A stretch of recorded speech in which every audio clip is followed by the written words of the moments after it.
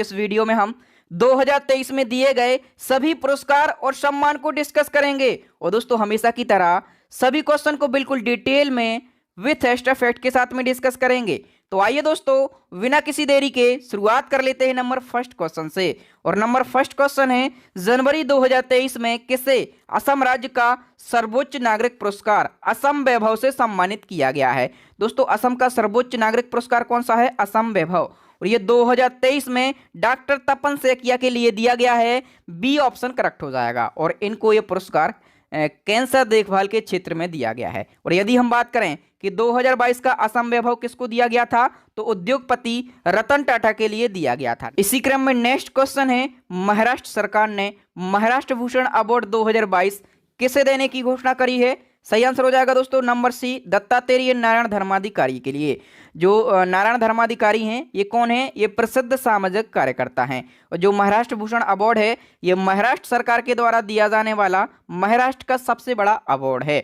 और ये वर्ष 2022 के लिए दिया जाएगा, ठीक है। और इसकी घोषणा की गई है फरवरी 2023 में। किसको दिया जाएगा? नारायण धर्माधिकारी को दिया जाएगा। नंबर थर्ड क्वेश्चन, यूनेस्को शांति पुरस्कार 2022 से किसे सम्मानित किया गया है? सही आंसर हो जाएगा दोस्तों ऑप्शन ए, एंजेला मर्केल के लिए। भले 2022 का पुरस्कार है लेकिन ये कब दिया गया है? 2023 में दिया गया है। यदि हम डिटेल की बात करें तो जो यूनेस्को शांति पुरस्कार है ये कब से शुरू हुआ? 1989 से। और ये पुरस्कार शांति के प्रचार और प्रसार में योगदान देने के लिए दिया जाता है। जर्मनी की पूर्व चांसलर एंजेला मर्केल को 8 फरवरी 2023 को यूनेस्को शांति पुरस्कार 2022 से सम्मानित किया गया है। इन्होंने अपने कार्यकाल के समय वर्ष 2015 में 12 लाख से अधिक प्रवासियों को अपने देश में जगह दी थी, इसलिए इनको ये पुरस्कार दिया गया है। नेक्स्ट क्वेश्चन है, वर्ल्ड गवर्नमेंट समिट 2023 में किस आईआईटी के छात्रों को global best M government award मिला है? सही आंसर हो जाएगा दोस्तों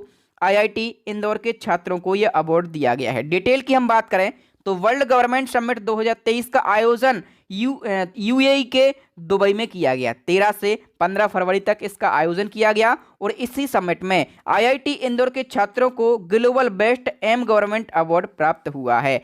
आईआईटी इंदौर के छात्रों को ये अवार्ड मिस्र के प्रेसिडेंट अब्देल फतह अल सीसी के हाथों से प्राप्त हुआ है। और मिस्र के प्रेसिडेंट अब्देल फतह अल सीसी से आपको तुरंत एक फैक्ट याद आना चाहिए कि 26 जनवरी को हमारे मुख्य अतिथि कौन थे?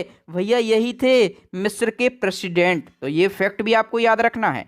नंबर 5 क्वेश्चन, गृह मंत्री अमित शाह ने किस पुलिस स्टेशन को देश के नंबर 1 पुलिस स्टेशन के रूप में पुरस्कृत किया है?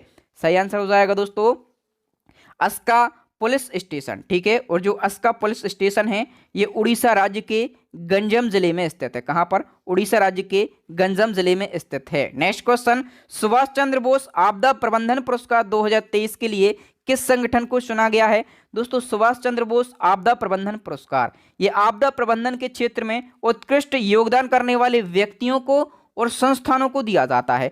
तो अभी 2023 में व्यक्ति को तो नहीं दिया गया लेकिन 2 संस्थानों को दिया गया है। एक उड़ीसा राज्य का आपदा प्रबंधन प्राधिकरण संस्थान है और दूसरा है लुगली फायर स्टेशन। ये कहाँ का है? ये मिजोरम का है, ठीक है। तो इन 2 संस्थानों को आपदा प्रबंधन पुरस्कार 2023 दिया गया है। इनको आप जरूर याद रखेंगे। बताइए अजंता एलोरा फिल्म फेस्टिवल में किस फिल्म को गोल्डन कैलाश अवार्ड मिला है? सही आंसर हो जाएगा दोस्तों नानेरा फिल्म के लिए ये पुरस्कार दिया गया है। नेक्स्ट क्वेश्चन, साउथ सूडान में तैनात कितने भारतीय धर्म सैनिकों को संयुक्त राष्ट्र पदक यानी कि यूएन मेडल से सम्मानित किया गया है? सही आंसर हो जाएगा दोस्तों ऑप्शन डी, 1171 शांति सैनिकों को यूएन मेडल से सम्मानित किया गया। बताइए 71वीं मिस यूनिवर्स प्रतियोगिता 2022 का खिताब किसने जीता है? सही आंसर हो जाएगा दोस्तों अमेरिका की आर बोनी ग्रेबियल ने। सी ऑप्शन करेक्ट हो जाएगा। नेक्स्ट क्वेश्चन है, 32वां जीडी बिरला पुरस्कार 2023 से किसे सम्मानित किया गया? सही आंसर हो जाएगा दोस्तों प्रोफेसर नीलेश बी मेहता के लिए। हम बात करें डिटेल की जीडी बिरला पुरस्कार की तो यह पुरस्कार भारत में कार्य कर रहे 50 वर्ष से कम आयु के भारतीय वैज्ञानिकों को उनकी उपलब्धि को मान्यता देने के लिए प्रदान किया जाता है। और इस पुरस्कार की शुरुआत 1991 में जीडी बिरला फाउंडेशन के द्वारा करी गई थी। और 32वां जीडी बिरला पुरस्कार 2023 जो है ये प्रोफेसर नीलेश बी मेहता के लिए दिया गया है। और इनसे पहले 31वां जीडी बिरला पुरस्कार 2022 किसके लिए दिया गया था?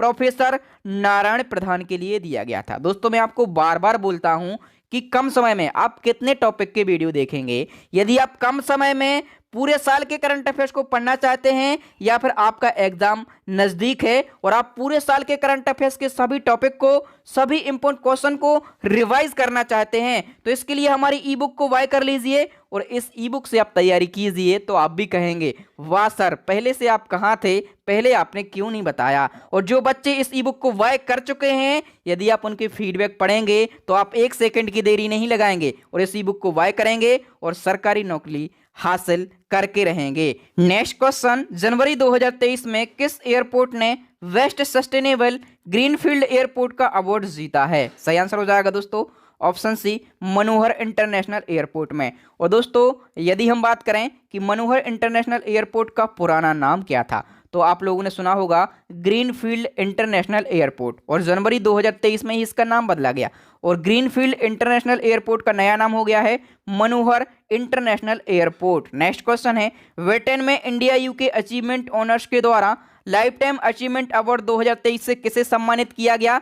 सही आंसर हो जाएगा दोस्तों अपने देश के पूर्व प्रधानमंत्री मनमोहन सिंह के लिए बी ऑप्शन करेक्ट हो जाएगा। इनको आर्थिक और राजनीति के क्षेत्र में इनकी योगदान के लिए यह पुरस्कार दिया गया है। Next question, golden globe award 2023 में सर्वश्रेष्ठ निर्देशक का अवार्ड किसको दिया गया, यानी कि बेस्ट डायरेक्टर का अवार्ड? और दोस्तों ये दिया गया है स्टीवन स्पिलबर्ग के लिए। सी ऑप्शन करेक्ट हो जाएगा। तो दोस्तों गोल्डन ग्लोब अवार्ड 2023 को हम कंप्लीट डिस्कस कर लेते हैं। दोस्तों golden globe award foreign press association, जो कि अमेरिका की एक संस्था है, इसके द्वारा मनोरंजन की दुनिया में उत्कृष्ट योगदान के लिए दिया जाता है। इसकी शुरुआत 1944 से की गई थी और जनवरी 2023 को कौन से संस्करण है गोल्डन ग्लोब अवार्ड के?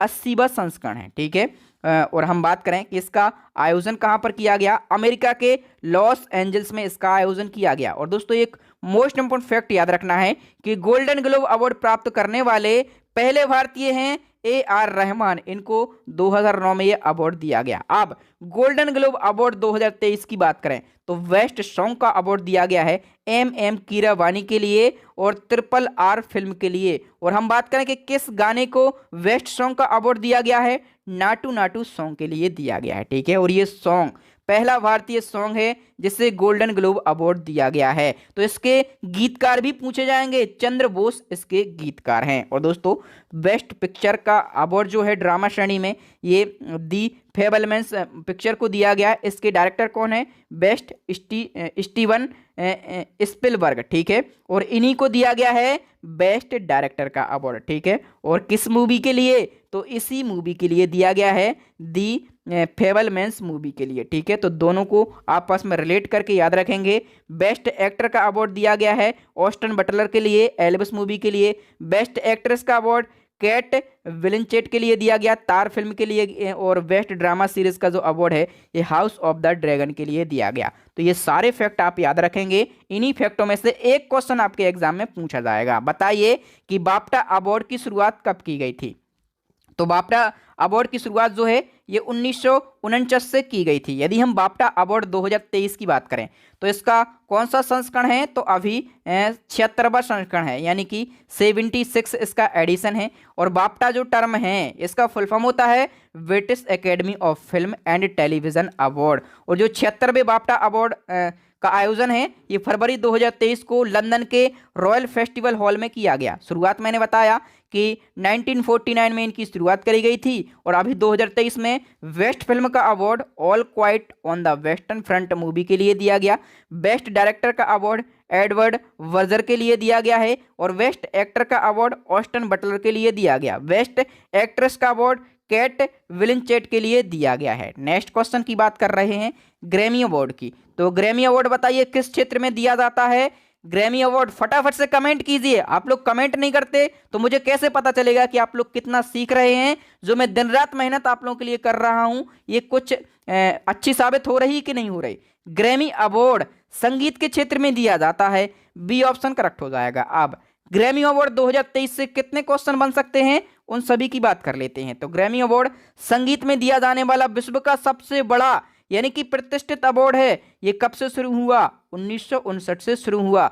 ग्रैमी अवार्ड हर साल रिकॉर्डिंग एकेडमी, जो कि अमेरिका की एक संस्था है, इसके द्वारा वितरित किए जाते हैं। और ग्रैमी अवार्ड को ग्रामोफोन अवार्ड के नाम से भी जाना जाता है। और इस साल 65वें नंबर के ग्रामी अवार्ड दिए गए और इनका आयोजन किया गया यूएसए के लॉस एंजल्स में। ग्रैमी अवार्ड 2023 की बात करें तो सबसे ज्यादा इंपॉर्टेंट फैक्ट आपको याद रखना है कि 2023 में अपना तीसरा ग्रैमी अवार्ड जीतने वाले भारतीय, इनका नाम क्या है। भारतीय का नाम इसलिए याद रखना है क्योंकि जो इंटरनेशनल लेवल का अवार्ड है, चाहे वो फिल्म अवार्ड हो या फिर कोई भी अवार्ड हो, उसमें यदि किसी भारतीय को मिला है, किसी भारतीय मूल के व्यक्ति को मिला है, तो वो इम्पोर्टेंट हो जाता है। किसको मिला है?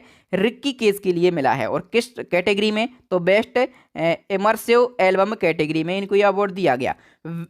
सॉन्ग ऑफ द ईयर का अवार्ड किसको दिया गया है? बॉनी राउत के लिए। और जस्ट लायर दैट सॉन्ग के लिए, ठीक है। एल्बम ऑफ द ईयर का जो अवार्ड है ये हैरी स्टाइल्स को दिया गया है। और किस एल्बम के लिए? तो हैरी हाउस के लिए। रिकॉर्ड ऑफ द ईयर का जो अवार्ड है लिज्जो को दिया गया अबाउट डेमन टाइम सॉन्ग के लिए। बेस्ट न्यू आर्टिस्ट का अवार्ड समारा जॉय के लिए। बेस्ट रैप सॉन्ग का अवार्ड केंड्रिक लेमर के लिए। और सबसे ज़्यादा इंपॉर्टेंट फैक्ट दोस्तों कि प्रथम भारतीय कौन है जिन्होंने ग्रैमी अवार्ड जीता? तो पंडित रविशंकर हैं, ठीक है। रविशंकर के लिए 1968 में वेस्ट चैम्बर म्यूजिक परफॉर्मेंस के लिए ग्रैमी अवार्ड दिया गया था। और पंडित रविशंकर जो हैं ये प्रसिद्ध कौन है? सितार वादक हैं, ठीक है। और दोस्तों तन्वी शाह ग्रैमी अवार्ड जीतने वाली पहली भारतीय महिला हैं। तो ये जो दो फैक्ट मैंने आपको बताए हैं ये भी आप जरूर याद रखना, स्टेटेक में ये पूछे जाते हैं। बताइए Dada Saheb Phalke international film festival award 2023 में फिल्म ऑफ द ईयर का अवार्ड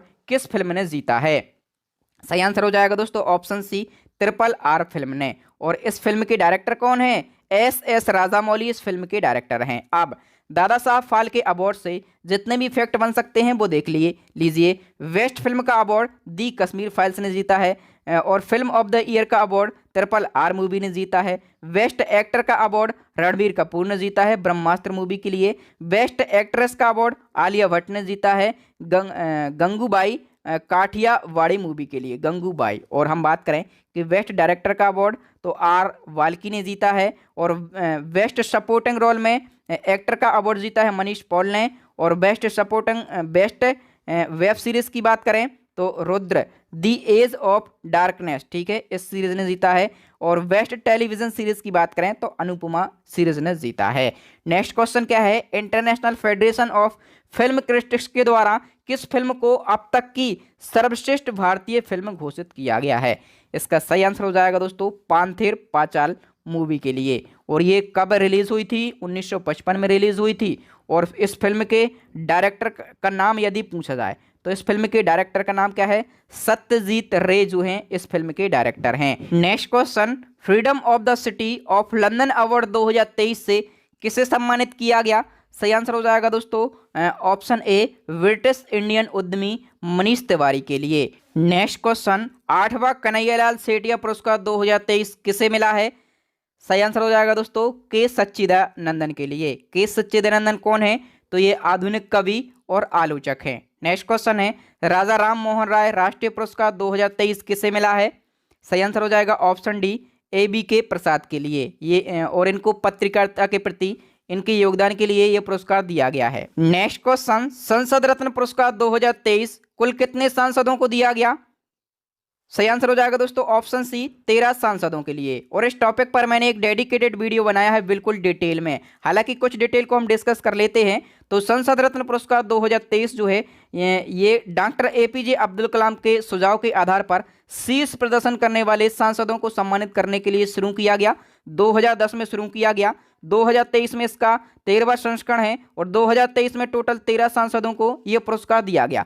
13 सांसदों में से 5 सांसद राज्यसभा के हैं और 8 सांसद लोकसभा के हैं। तो सबसे पहले लोकसभा के 8 सांसद कौन कौन हैं मैंने यहाँ पर लिस्ट दे दी है। और राज्यसभा के 5 सांसद कौन कौन से हैं मैंने यहाँ पर लिस्ट दे दी है। तो आप लोग इसको वीडियो को पॉज करके पढ़ सकते हैं, स्क्रीनशॉट ले सकते हैं, या फिर डिटेल में पढ़ना है तो इस टॉपिक पर मैंने वीडियो बना दिया है, तो वो वीडियो आप देख सकते हैं। बताइए 2023 में कितने लोगों को पद्म पुरस्कार दिया गया है?